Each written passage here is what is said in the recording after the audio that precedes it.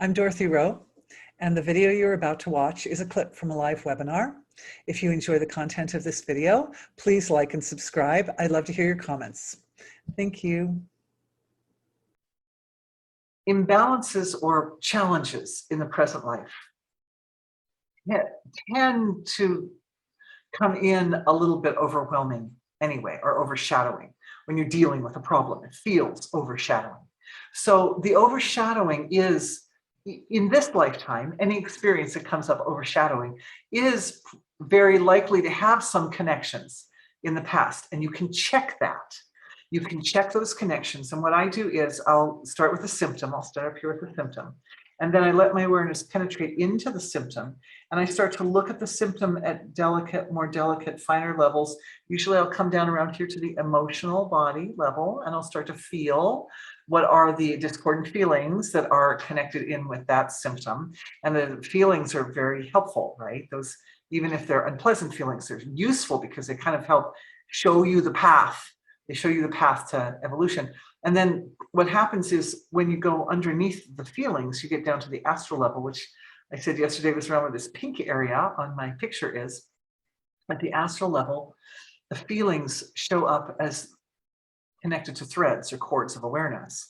And those threads or cords of awareness have energy signatures in them. And those energy signatures are, you could say, like evolved or more detailed feelings.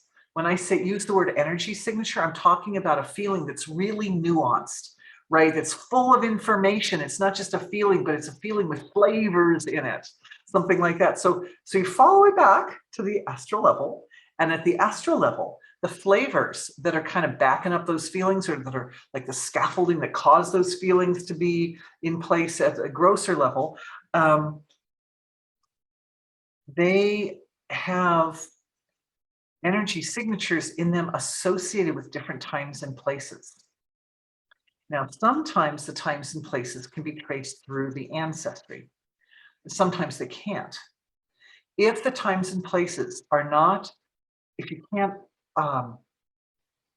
follow the path, follow the breadcrumb trail, if you can't follow the breadcrumb trail through the mother father's line, through their mother father's line, through their mother father, if you can't follow it that way, if the thread isn't going that way, then you know it's a past life.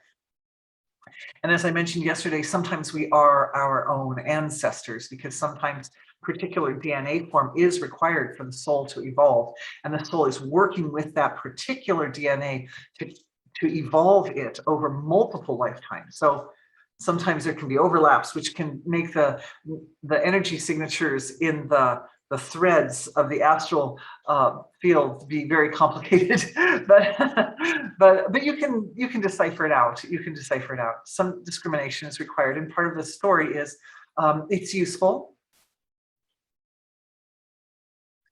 to have traveled. And if you haven't physically traveled, it's useful. And I do this because I haven't really traveled that many places in my life. It's very useful to put attention on the earth. And I look at different places. I go to Google Maps and I look at different places on the earth. And sometimes, like, a client will come to me from some place, some country. What was it? Not Romania, Bulgaria. I have a client from Bulgaria at one point. So I thought, Bulgaria, well, that's really not somewhere I've really looked at much. So I went and I really looked. I looked at Google Images Bulgaria, and I looked at Google Maps Bulgaria, and I did some research into some of the different, important places in Bulgaria like that. And it was very fascinating and useful information. I got a sense about the energy signatures and the flavors in the earth in Bulgaria. So now that's in my archive, right? So now if I bump against a thread and it's got the Bulgaria flavor in it, I know it. I put two and two together, right? Oh yeah, that's the flavor of Bulgaria. You know what Bulgaria is known for? One of the great things it's known for? It's known for having really, really ancient archaeological sites in caves, right? And it's interesting because yesterday we talked a little bit about that, about the long history of humanity, and back to, centuries and centuries when we lived in kind of tribal context. It's very interesting. Anyway, good question. Thank you. I hope that answered.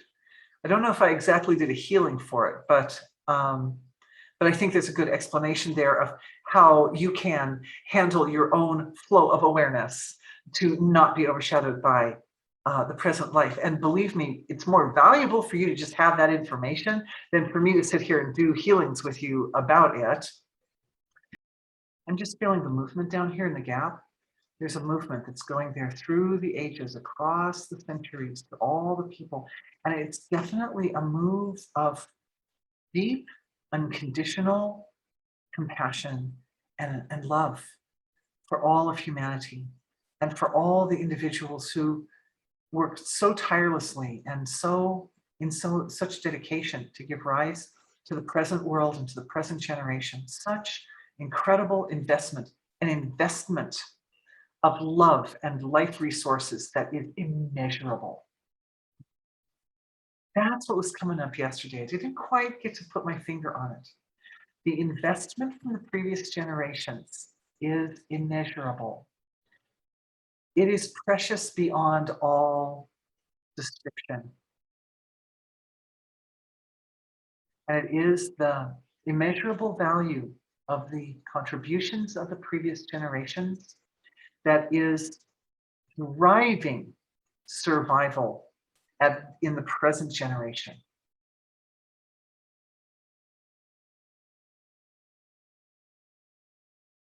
Know that this immeasurable investment of love and light and sweat and caring is so big and it's so precious that we rarely wrap our awareness around it. And I know I didn't answer all the questions, but I'm looking at my time. I just realized we've come to this point. I think it's a really good note to end our webinar on, because it's like an incredible resource to each one of us. Vast resource. It's this amazing love that upon which today's world floats, and that we have access to it.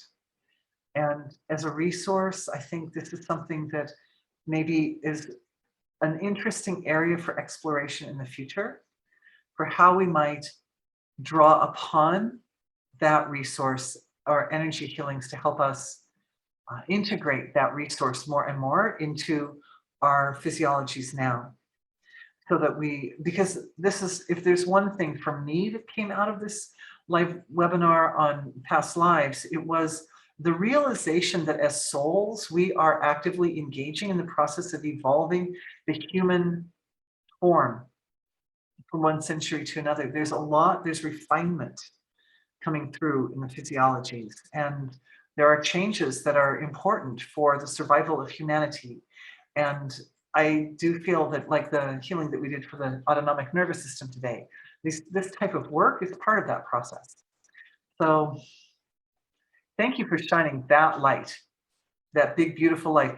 And also, I would say the collective discovery of this resource that comes from the ancestors.